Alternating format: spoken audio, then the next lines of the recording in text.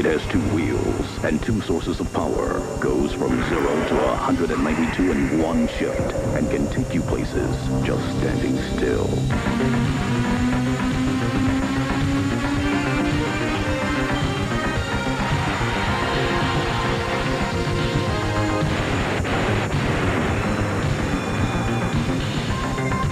Yamaha DX100 synthesizer. Anything's possible. According to Oxford Music Online, a synthesizer is an electronic device designed for the purpose of sound synthesis. As we saw in the video, the purpose of the synthesizer was to generate sounds that a normal instrument couldn't. This allows the sci-fi sounds we hear in 1980s music, as well as the aforementioned racing car, techno sound, and storm sounds.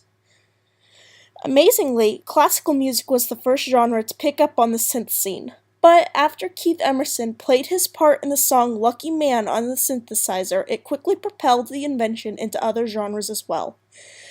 Despite the popularity of Lucky Man and its predecessor, Switched on Bach, many people became exposed to synthesized music through the music track from Stanley Kubrick's A Clockwork Orange.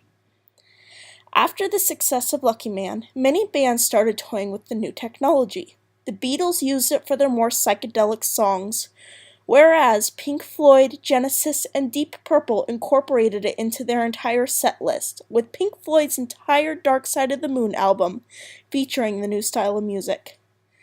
Alternate artists like Klaus Schulze used the synthesizer as an instrument of its own, instead of an accompaniment to a pre-existing instrument. Many genres were created through the invention of synthesized music, such as techno, disco, EDM, and dubstep. Similarly, genres like pop music and rock were altered from the technology invented in its aftermath.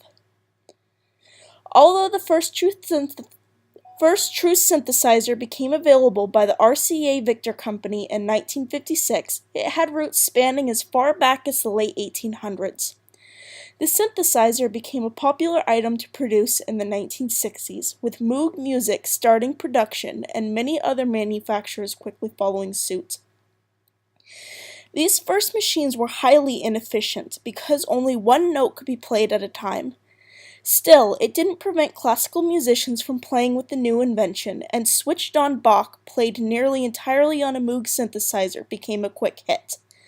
In 1983, Yamaha had released the first digital synthesizer, as well as Moog releasing their keytar, the Liberation, between the years 1980 and 1984. Electric instruments began experimenting with the molding of sounds by use of synthesizers, and created a new sound dominantly for rock music. Now, a synth is a basic staple for electric guitarists and keyboardists across all genres, and led to the development of the voice synthesization software, Auto-Tune. DJs also heavily rely on synthesizers to mix their dance music.